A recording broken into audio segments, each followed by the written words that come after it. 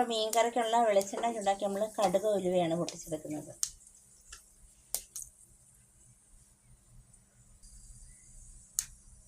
അതിലേക്ക് നമുക്ക് ഇഞ്ചി, വെളുത്തുള്ളി, സവാള, പച്ചമുളക് ഇത്രയും കൂടി ചേർക്കാം.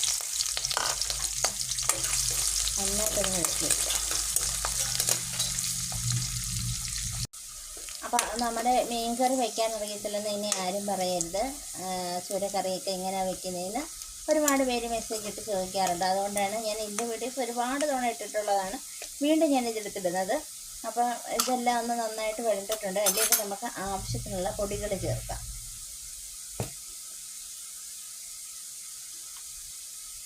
നമുക്ക് 1/2 ടീസ്പൂൺ മഞ്ഞൾപ്പൊടി,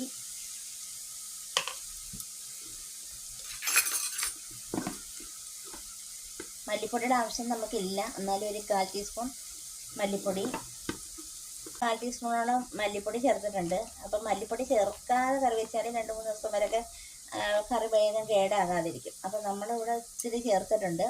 പിന്നെ നമുക്ക് ഇത് കാശ്മീരി ചില്ലിയല്ല, നല്ല എരിവുള്ള മുളക് പൊടിയാണ്. അപ്പോൾ അതൊരു 2 സ്പൂൺ ചേർത്തിട്ടുണ്ട്. അപ്പോൾ നമുക്ക് നന്നായിട്ടൊന്ന് മൂപ്പിച്ചെടുക്കാം. ചെയ്യുമ്പോഴേ എപ്പോഴും സിമ്മിലിട്ട് വേണം ഇത് ചെയ്തെടുക്കേണ്ടത്. കുടംപുളി വേണ്ടുന്നവർക്ക് കുടംപുളി ചേർക്കാം. ഞാൻ ഇതിനകത്ത് നമ്മുടെ വാളൻപുളിയാണ് ചേർക്കുന്നത്. അപ്പം വാളൻപുളി ചേർത്ത് വയ്ക്കുമ്പോഴുള്ള പ്രത്യേകത എന്ന് വെച്ചാൽ നല്ല കുറുക്കി ചാറോട് കൂടി കിട്ടും. പക്ഷേ പലർക്കും പല ടേസ്റ്റാണല്ലോ. കുടംപുളി വേണ്ടുന്നവർ കുടംപുളി തന്നെ ചേർത്താൽ മതി. അപ്പം ഞാൻ ഈ എരിവുള്ള മുളക് പൊടിയാണ് ചേർത്തത്. അതിന് പകരം കാശ്മീരി ചില്ലിയും ഇതുകൂടി കലർത്തി 1 സ്പൂൺ കാശ്മീരി ചില്ലിയും 1 സ്പൂൺ എരിവുള്ള മുളക് പൊടിയും ചേർക്കാം. അതിനകത്ത് നമുക്ക് ആവശ്യത്തിനുള്ള വെള്ളം കൂടി ചേർക്കാം.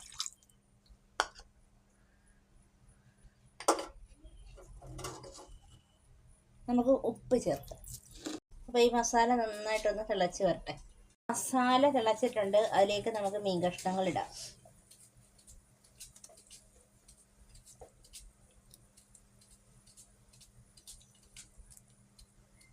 അപ്പോൾ ഇതൊന്ന് ചെറിയ തീയിലിരുന്ന് വെന്ത് വരട്ടെ. നമ്മുടെ കറിയെല്ലാം സെറ്റായിട്ടുണ്ട്. അതിലേക്ക് നമുക്ക് കറിവേപ്പില ചേർക്കാം. പിന്നെ ഒരു ഇത്തിരി പച്ച വെളിച്ചെണ്ണയും കൂടി ചേർക്കാം.